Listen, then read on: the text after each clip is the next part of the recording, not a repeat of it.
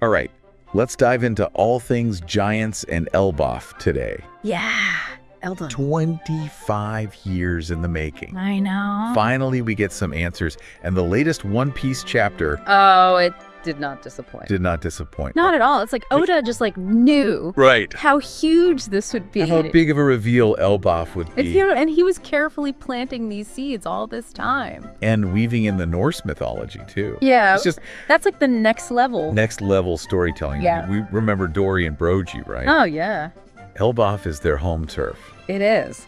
This is a place where warriors are practically royalty. Exactly. It seems like these warrior traditions Yeah, are yeah. about to collide with some seriously world-ending ambition. They are. Yeah, because at the center of it all is Prince Loki. Prince Loki. This guy is intense. He's intense. That reveal in the latest chapter, blindfolded, radiating power. The blind. And get this, he wants to bring about Ragnarok. Wants to end the world. Wants to end the world. Yeah, that reveal panel. I mean, talk about larger than life. He's got that same. He's got that same presence as Ord. As Oars from Thriller Bark. From Thriller Bark, yeah. Ew. What's fascinating is that Loki being blindfolded, Oh, yeah. it might actually be a clue. Right. Because in Norse mythology, Loki gets punished Okay. by being bound and having venom dripped on his face. Interesting. Could this be foreshadowing? That's possible. What do you think? It's definitely possible. And I think Right. that's what's so interesting about how Oda's using these mythological elements. Yeah. You know, like, is he going to do it straight or is he twisting it Yeah. to make it work for the story? But Right. here's the thing. Yeah. Loki's not the only prince in Elbaf. Wait, what? Yeah. Two princes. Two princes. Okay, so is this a power struggle? Well, it's interesting because King Harold, their father, Okay. is already dead. So the fact that they're both still called prince, Right. you know, it implies that there are some serious complications Okay. in how Elbaf determines its next ruler. Ooh, this is giving me some Doflamingo Corazon vibes. Exactly. Good brother versus bad brother dynamic. Yeah, and if we're looking at the Norse mythology, Okay. Haruden actually lines up with Odin more than Loki. Right? He's got that desire to be king. Right. His attack is called Gwar, after Odin's spear. Oh, wow. And he embodies that respect for giant traditions. Plus, he teamed up with Luffy, so Yeah, well, that's it's based. the stamp of approval Yeah, for good guys in the One Piece world, right? it is. But if they're not actually related by blood, Right. what's the deal with their connection? Well, The source was mentioning something about them being blood brothers. yeah, in Norse mythology, Odin and Loki had this ritual Right. where they mix their blood to become like sworn brothers. Okay. So maybe Loki and Haruden have this bond that goes beyond family ties. Something forged through shared experience or goal. Okay. Yeah, So that adds a whole other layer it does. to their relationship. It does. Especially if one wants to destroy the world and the other wants to rule it. Exactly. Yeah. That definitely sets the stage for some conflict. Yeah. But let's shift gears for a second and talk about Loki's devil fruit, Okay. because we finally know he has it. Okay. The real question is, Yes. what kind of power does this heirloom fruit grant him? Right. And the source was suggesting it might even be more important than Luffy Oh, yeah. in the grand scheme of things. Yeah. Talk about pressure. I know, poor Loki. Right. Yeah. So if we're looking at the different fruit types, Okay. we've got Zoans, Paramecias, and Logias, Right. all with wildly different abilities. Yeah. So let's start with Zoans. Okay. Given the Elbaf connection to giants, Right. what if it's a true sun god Zoan, Oh. contrasting with Luffy's sun god Nika form, Okay. giving us two sides of the same mythical coin? I like that. What do you think? I do like that. Yeah. The sun god battle would be amazing. Right. Yeah. But there's another Zoan possibility Okay. that's been making the rounds. Ah.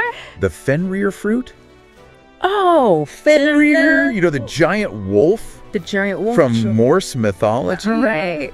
That's destined to kill Odin During Ragnarok. during Ragnarok. Yeah, that's a popular one. It's a popular theory, right? Uh-huh. Okay, so it ties into the Norse theme. It does. Connects to Loki's ambition to bring about Ragnarok. Yep. And it parallels Yamato's mythical dog fruit, Oh, nice. only with fire instead of ice. I like that.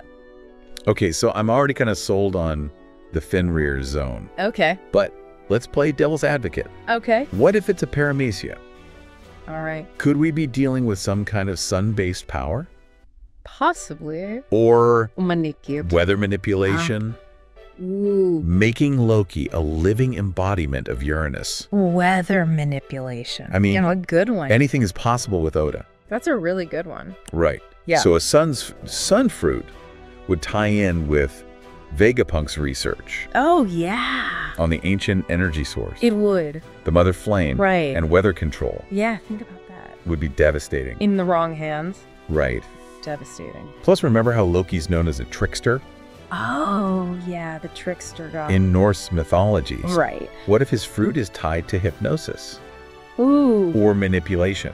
that's a good one. You know, like mind control. Mind control, yeah. He could totally mess with people's perceptions. He could. Maybe even control Uranus. Oh, if it turns out to be If it turns out to be a living being. a living being, right? Right. Yeah. So many possibilities So many possibilities with Paramecius. with Paramecius. But let's Yeah. not forget about Logias. Oh, well. This is where things could get really interesting. You mean like a sun logia Like that surpasses Kizaru's power? suppresses Kizaru, yeah. Oh, wait, hear me out. A logia that gives him control over all the elements. Oh, wow. He'd be like All the elements. a one-piece avatar. A one-piece avatar. I mean, come on. That would be That would be a game changer. it would be a game changer. Imagine a Logi awakening on that scale. I know, right? It could reshape Elbaf itself. Reshape Elbaf.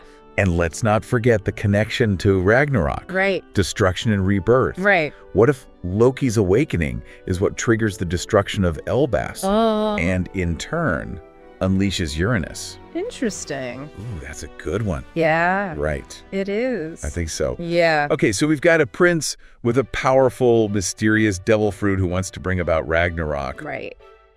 But how does this all tie into the bigger picture of the One Piece world? Well, you remember that visual parallel Oda drew Yeah. between Loki's introduction and Or's back in Thriller Bark? Oh, yeah.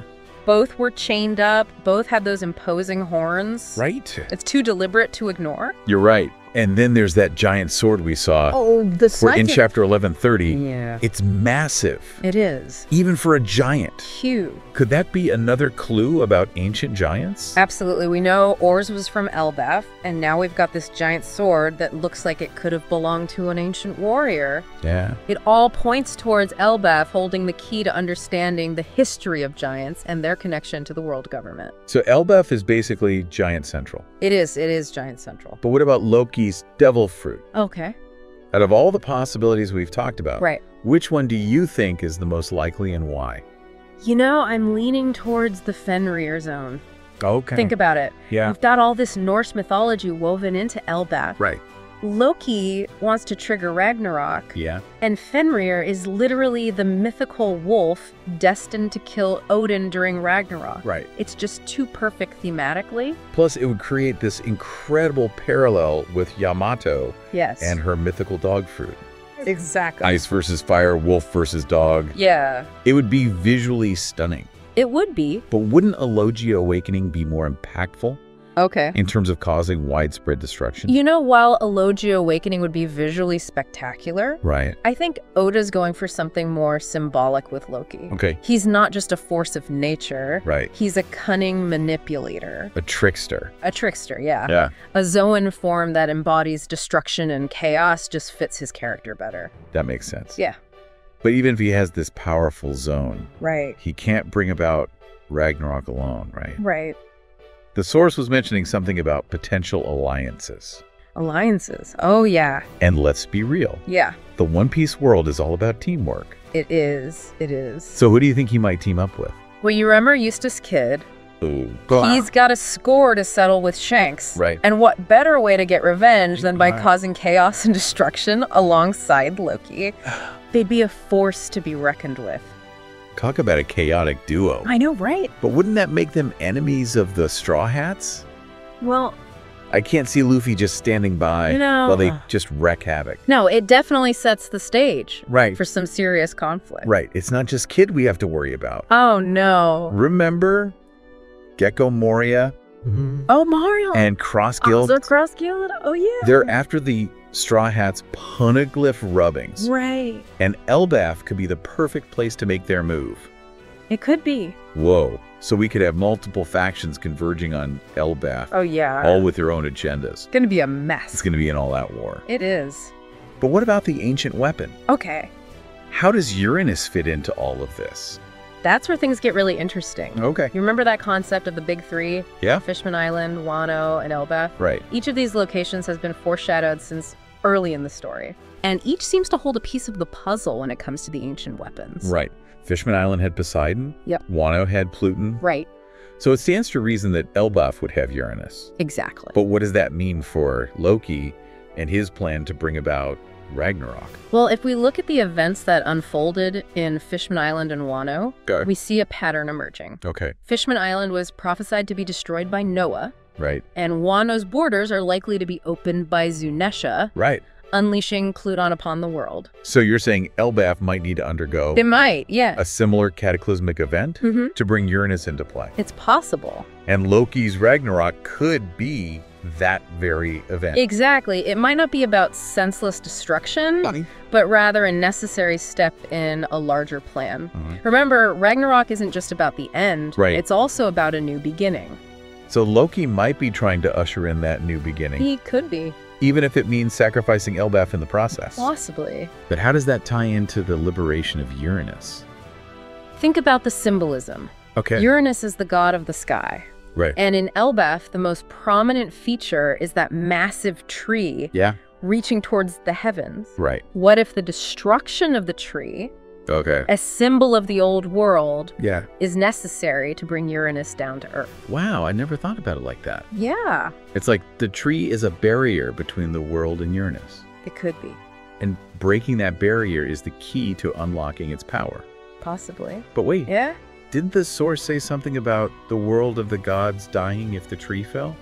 That's right, but maybe that death is more of a transformation. A shift in power from the old gods to the new. Okay.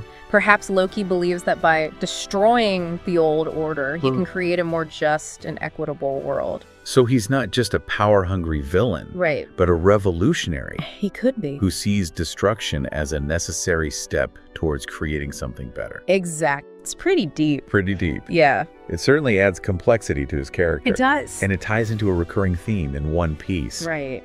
challenging the status quo, Right. fighting for freedom and equality. Yeah. Loki might be on the same side as Luffy in the end, He could be.